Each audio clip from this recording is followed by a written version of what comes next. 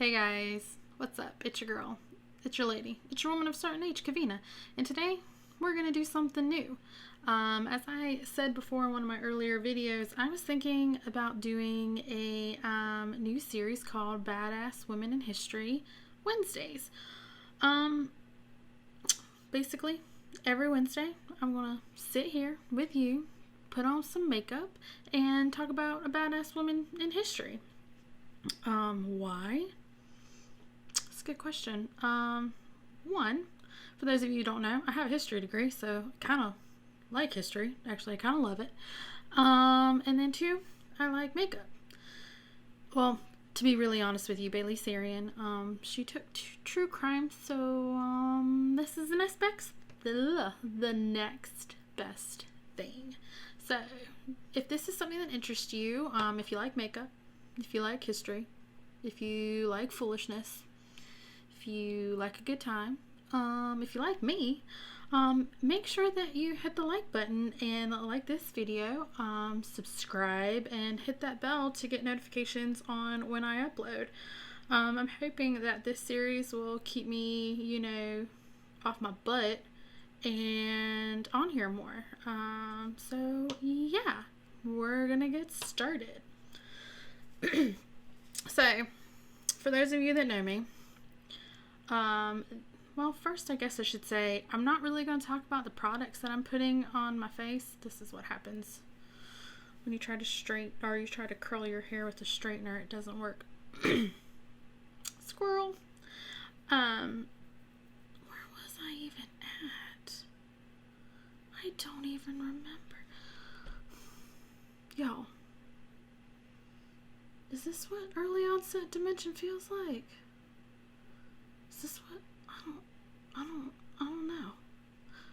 Oh, bless it. Anywhoosies, I'm not really going to talk about the stuff that I put on my face, but I will link it in the description box down below. So, I'm just going to sit here and do my makeup. I'm going to tell you a little story. Okay? For those of you who know me, you're probably going to be surprised that I didn't start off with the wonderful and fabulous RBG. I know, right? But today we're going to talk about somebody that you might not have ever heard about. And that is, okay, I'm Southern, and I looked up several ways of how to pronounce this, so if I'm butchering this, bear with me. This is a Mongolian name, and there's really not a whole lot of basis on really how to pronounce it, because it's ancient Mongolian, so if I get it wrong, please don't come at me. I'm trying, and I did look, and I heard several pronunciations. So today we are going to talk about Khutulun. Yes, you heard that right. Khutulun, also known as the Mongolian warrior princess. No, I didn't say Xena. I said Khutulun. Okay? Alright. So, why did I pick Khutulun? Because I wanted to start off with a legit badass straight out the damn gate, okay? And then also, if you know me, I like history, you know that. I love me some badass women. I love me some badass fighting women. Black Widow, I'm obsessed with, love her, can't wait for the movie to come out. Wonder Woman's the best daggone part of that whole DC comic universe. I said it. I stand by what I say. Okay. Anywho, so I love a woman kicking ass, taking names, fighting like the men, doing all the crazy moves, I love it. So when I found out there was actually a legitimate warrior princess, I had to check it out. Yep, had to check it out. Had to see for myself what was going on. Okay, so it's really hard to use this as a mirror to do my face. I digress. What are you gonna do? Okay. So, let's set the scene. It is way back in the damn day, y'all. Okay? I'm talking 1100, 1200 BC. No, DC. AD. For somebody who likes history, she can't get her damn dates correct, right? right? Okay. So, it was way back in the daggone day. And you guys might have heard the name Genghis Khan. I promise this will all be connected here in a minute. Well, Genghis Khan basically took over a huge portion of the world, stretching from what is known as the Middle East to Asia and part of Europe. So, we're going to set the stage. So, Genghis Khan. I'm sure you guys may have heard of that name, maybe in a history class, maybe on TV, maybe in one of the many movies that's come out about him. But Genghis Khan is the leader of the Mongolian Empire. And why this is prevalent to the story is you have to understand the Mongolian Empire to understand Khutulun and what all is going on around this time. Okay? So, back in the day, there was all these Mongol tribes. They're nomadic. They don't stay in one place for too long. And they're all bickering and they're fighting. Well, Genghis Khan came out and was like, no, I'm going to rule the world. I'm going to get all of these little clans together and we're going to form one big country, one big nation, one big empire.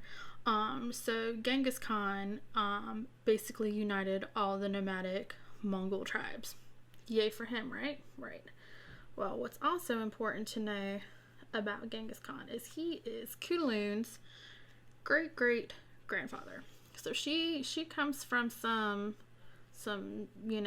badass stock already, right? Right. Okay. So, what you need to know about the Mongols is they're scary. They're scary. They're brutal.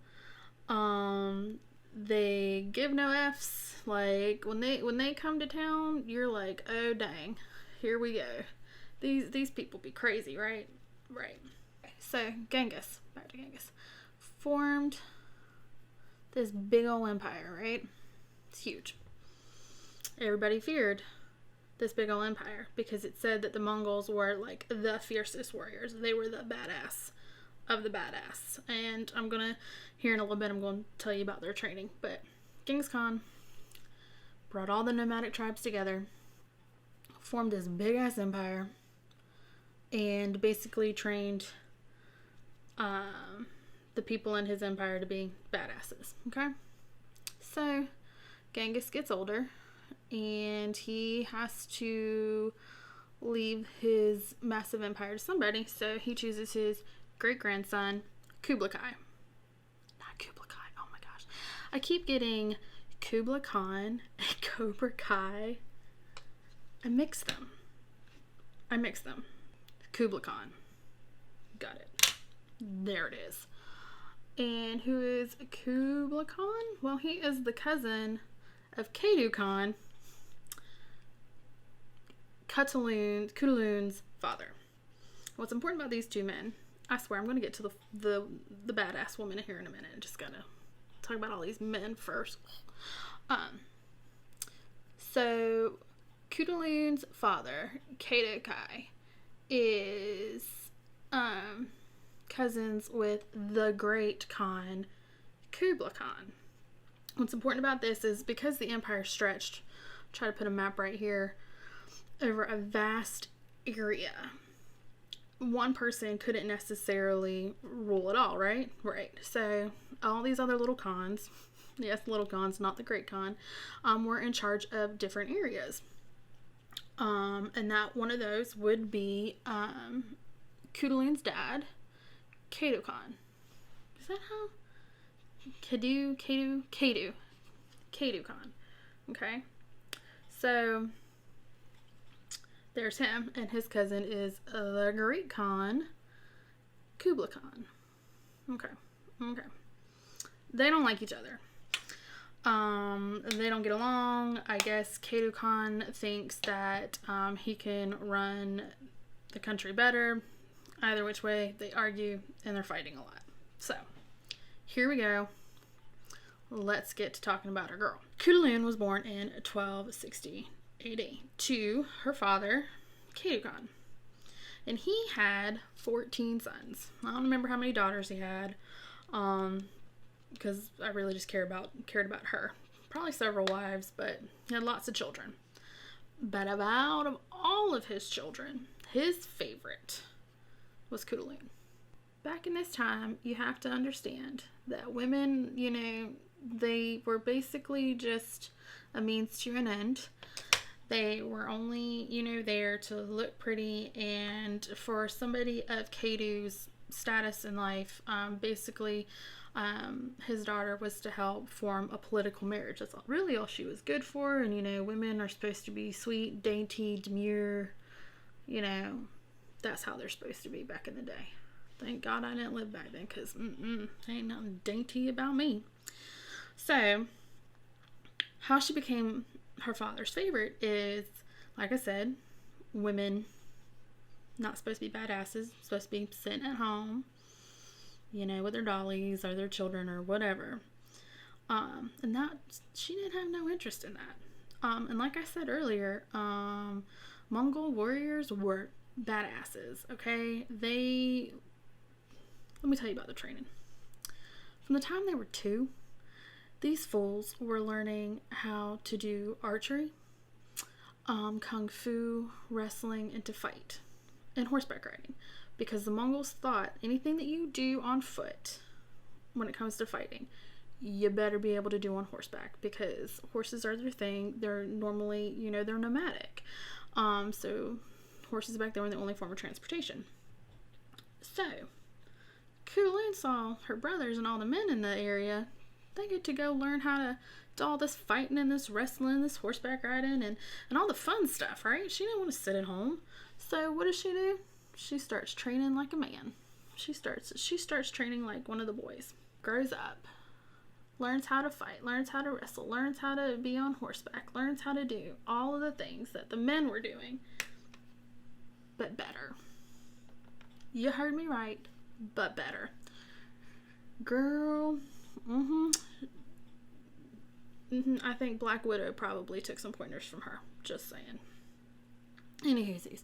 So, her father got a big kick out of this. He thought it was great, he even took her into battle with him because, like I said earlier, he was constantly fighting the Great Khan, his cousin, Kublai Khan. So he take her into battle. She didn't sit at home. She went out there with the big boys and caused a ruckus. It is said by Marco Polo, of the fame, Marco Polo, who went out and hung out with him for a little while and wrote about her, that nobody saw her coming. She would get on her horse in the middle of a battle. And this is back in the day whenever one was here, one army was here, and then they just went, poof. That's what they did. They didn't do all the sneaky stuff didn't come out till later. So, Marco Polo said that he watched her happy ass get on her horse, gallop across the battlefield to the enemy side, yank up an enemy warrior, soldier person by one hand, yank him up, throw him over her saddle, and then haul butt the other way before anybody knew what was what. Said she was like a hawk. One minute she's here, next minute she was there. She was badass. And her dad loved it. He thought it was great. So, she gets older. It's time for Khutulun to, hang up her warrior stuff in her saddle, and it's time for her to get married because her dad's a big deal. And he needs her to have a good marriage because to keep peace or for trade routes or whatever in the world they decided to pawn their daughters off on and give a reason why. So, but Khutulun wasn't going to have that. She said, no, not doing it. You want to know why, Dad? I'm going to tell you why. Because I'm your best warrior. You don't talk about my brothers. My brothers ain't like no hawk. My brothers aren't getting written by these historians, No, me. So I'm going to tell you. So she goes up to her dad and she says, well, she doesn't exactly say this, but this is what happens. She basically goes to her dad and says, yo, Dad, I'm your best warrior. I ain't feeling the marriage thing. I don't want to be tied to somebody I don't like for forever, I ain't down with that. But I understand. You need me to marry somebody. So how about we do this? You put out a flyer, a bulletin, an SOS, send hawks, do your thing, and basically tell everybody in our empire that I'm ready to get married. I'm of marrying age. But the caveat is, I will only marry somebody who can beat me in wrestling. Because like I said earlier, they were taught in wrestling, and they were, Mongols are taught to be fighters, and to wrestle on the ground gives you good body strength, and so when you get on a horse, you should be able to yank people off. So, there's that. And her dad was like, you know what? Cool. Yeah, let's do that. So, word spreads throughout the empire that Khutulun is ready to get married. And for an entry fee of 100 horses, you too can fight to try to win the hand of Khutulun. Well, word spreads. And all these cocky men, here they come. All these cocky men, here they come. They, word spreads. They wanna fight. And wait, Kevina, back up. Let me explain something to you. Like I talked about earlier. I keep saying like I talked about earlier. Women were bargaining chips. They, the reason why her going to her dad and saying, yo, daddy, I don't feel like doing this. The reason why that's important is because back then, marriages weren't for love. They were for a political reason. And two, women rarely, if ever, got to say, I choose him. If I have to marry somebody, I guess I'll marry that dude back there. He seems all right. No, women really didn't have a say. So for Khutulun to come out to her dad and be like, I'd like to say, here's how I want it done. This is what we're going to do. Huge freaking deal. So, where are we now? So, word spreads, right? Word spreads across the land for 100 horses. But hey, I ain't gonna lose 100 horses. No. I'm a Mongol warrior. This is a female. I got this. So all these cocky dudes showed up. And most of these dudes were nobility, because most people in the household didn't have 100 horses that they can just be like, okay, I can spare you. Yeah, I don't necessarily need you. Yeah, no, we're good. So, all these men show up. Every single one of them, they lose. She fought so much and bested every man that came out that by the time that this was all said and done, she had a herd of over 10,000 horses. You heard right. Homegirl had a horde. Oh, not a horde. Homegirl had a herd of over 10,000 horses. Ain't that some mess? Yeah. I mean, and her people in her empire were loving it. People on, the army loved her. She was feared amongst her enemies. Like, so Khutulun was pretty like riding high. She was like, yeah, man, I ain't gotta marry. I'm still kicking ass, taking names. Well, then one day, this prince, and I don't remember his name, or if they even gave me his name, don't matter, was like, I got you. I'm so confident that I can beat you, Khutulun, that I'm not, gonna bring in 100 horses. 200, 300, 500, nay. It's Paley-Syrian, nay. No. I'm gonna bring in 1,000. Because, girl, I want you to be mine. So here this prince comes with his 1,000 horses, because he was loaded. And he was handsome, he was well connected, and came from money, and brought this big old entourage. Well, Mama and Daddy, Kadu and his wife, were like, Khutulun, okay, you had your fun. We get it, all right. But girl, he's got money, he's got connections, he's handsome, you know. We think you should throw the match because we think he would be, you know, right for you. I think he'd be a good pick. And she's like, no, but hell no. And she stated to say, I am not going to throw a match for no amount of money. You go, girl, you stick to your guns. Her people see this dude and they're like, oh, he seems kind of cool, and, you know, it's about time for her to settle down because, you know, Mongolian Empire was progressive when it came to religion and some other stuff. They did some other cool things. So they were pretty progressive for the time. I mean, not in today's standards, but they were pretty progressive. But people were like, all right, girl, you had your fun. We know you're a badass. It's your time. It's time for you to get married. So they were kind of like, let's see what this prince can do. Well, he held his own out of, it said, more than any other suitor that came to see Khutulun. He held his own. But, alas, he didn't win. And when she bested him, nobody cheered. Nobody cheered because they were like, all right, girl, come on. So, Prince went home. She got another 1,000 horses.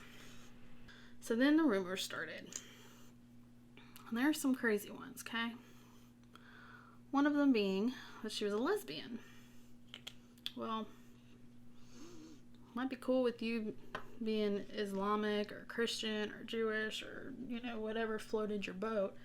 They weren't necessarily, no, not necessarily, they were not cool with homosexuality at this time. So, those rumors were starting to spread that she didn't like men. And then there was this rumor. I love it how a strong, independent woman, you know, it always has to be something. It can't just be, she's a strong, independent woman. Then the new rumor was her and her daddy were lovers. Yeah. They were having an incestuous relationship. Yeah. So, yeah. Now here is where some of the research I found didn't agree. Some say that she remained unmarried. Some say that she did get married. That she got married because she was like, I don't really want my dad. I don't really want to deal with these rumors. Like, this is crazy train. And then others say that... So some say she got married to, like, stave off the rumors about her and her dad. And others say that, no, she continued to stay single and live the life that she wanted, which was to be in her dad's army and to be a warrior. So, who's right? I don't know. But the reason why most historians think that she did not marry is because if she did get married, somebody would have talked about it, right? Right. There's two main people that wrote about her, Marco Polo, and then another person, Rashid al-Din, back in the day. And those two never mentioned it. And because she was such a big deal, the theory is that there would have been something written somewhere, somehow, some way. Eventually we'll find it. Of her getting married. I personally prefer this theory because I would like for her to just continue to stay a badass and do what she wants to do when she wants to do it. You know, that's what I prefer. Whether or not that's true, I don't know. Because, you know, Marco Polo, as much as he liked her, didn't write that much about her. Neither did Rashid al-Din. If I'm butchering that name, I'm sorry. And mostly historians write about men. It's sad, but it's true. So, but then Rashid al-Din also said that she was in love with somebody who would be her cousin, because this is one of Genghis Khan's relations, and you know that's her great-great-grandfather. And his name was Khazar Khan. I believe that's how you say it. Yeah, I don't know.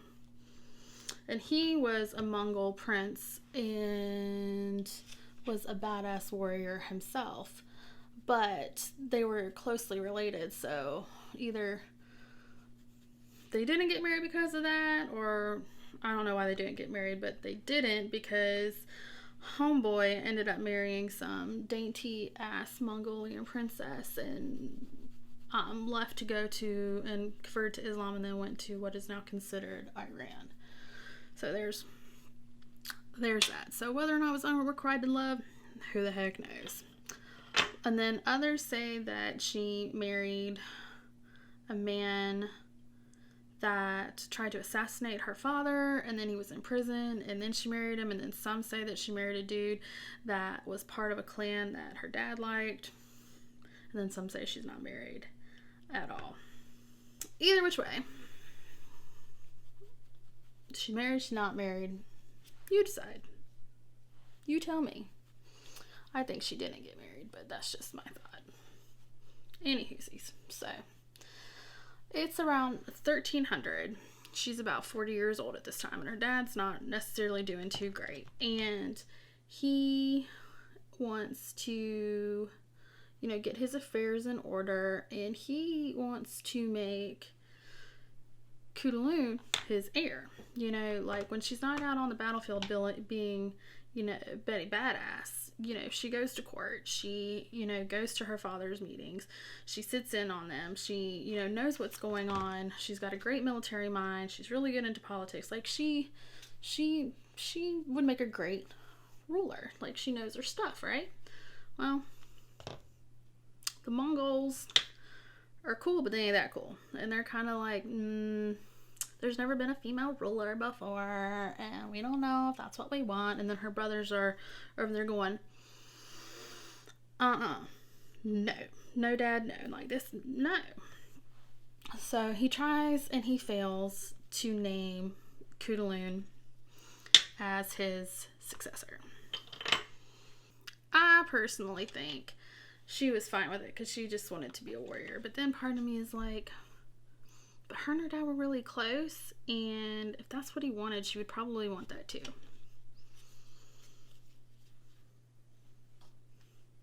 So,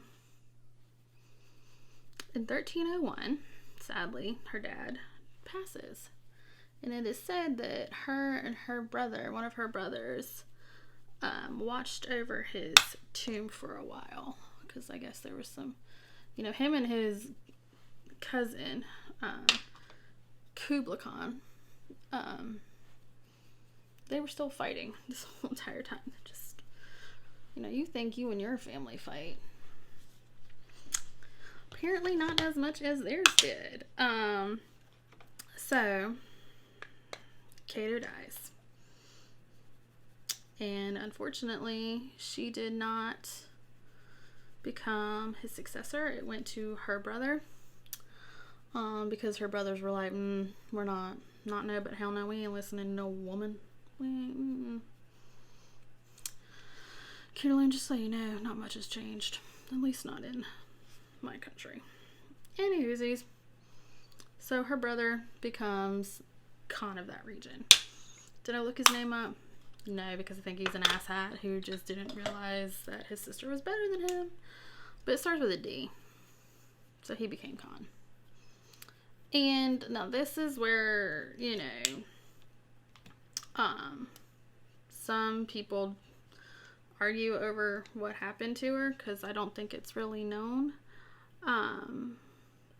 Some say that she died in battle, doing what she loved, kicking ass, taking names, scaring people, dropping in like a hawk, and stealing the enemy. And then others say that she probably died as a result of her not agreeing with the line of succession. Secession. She went down with her brother taking over. And then some say that's how she got killed. But I don't know if I believe that, because the army loved her because she was badass. Sadly, she died, I believe, in 1306. Whether it was in battle, we don't know. Whether it was due to her brothers being asshats, we don't really know. But all we know for sure is homegirl's gone. So, where are we at? So, 1306, our badass Mongolian warrior princess dies. How? We don't know. But sadly, she is. She the Khan? No, her brother stole that from her. And that is the story of Khutulun. Yeah, just like, let's just stop it right there. So a little bit about her legacy. So I told you earlier, 2 people wrote about her. They didn't write a lot, but they did actually write about her, and that is Rashid al-Din and Marco Polo. I wish that they would have wrote more, because that would have been awesome. But she was so cool that people kept her name alive, and they talked about her from generation to generation, and her story survived, which is pretty cool, because otherwise, you know, how much would we have really known about her? So thank you, Marco Polo and Rashid al-Din and all you other cool Mongolians out there who thought, hey, she's pretty cool, we should talk about her. So that way we got her story. So she's talked about in Mongolian history, word of mouth, passed down from generation to generation. And so you get people like Puccini, who was working on an opera about her until he sadly passed away and never got to finish it. But Puccini making an opera about our girl Khutulun. And then it is believed that she is the bassist of, and I have to look at this name, François Petit de la Croix Tourneau. Look at me trying to be all French. But Tourneau is actually a Chinese princess who, instead of being a badass warrior, had a sharp mind and basically told her family that I'm not marrying unless somebody can answer 3 riddles, and if you don't get 3 riddles, then so there's that. And then there was a German play written about her. So I mean, that's her legacy. Some people think that she stayed a warrior. Some people think that her cocky behind finally succumbed to love and she did get married. I'm just gonna think that she was a warrior princess this whole entire time. So, in conclusion, Disney, where's her movie? I'm just saying, you did well with Mulan. I mean, she's pretty badass. I appreciate that, but I mean, Khutulun, come on. Netflix, I mean, that would be an awesome, you know, you only gave her a small part in the Marco Polo, you know, series that you did. I think she deserves, you know, her own series, because, I mean, man, that's pretty awesome. So basically, Khutulun was a badass woman who did badass things and said that she didn't need a man and that she can be as strong as anybody. And I really want her workout routine. Like, I bet she's like, so. Anywho, if you like this video, make sure that you hit that like button and subscribe. I will try to post these every Wednesday. Talk to me in the comments below. Tell me what you thought. Have you ever heard of her? Did you study her? Did you like this? Who else would you like me to talk about? I will say this, I'm going to try to incorporate different types of women in this series, because badassery is subjective and you don't always necessarily have to be a warrior princess. So, but let me know what you guys think in the comments down below, and I will see you on the next one. Bye!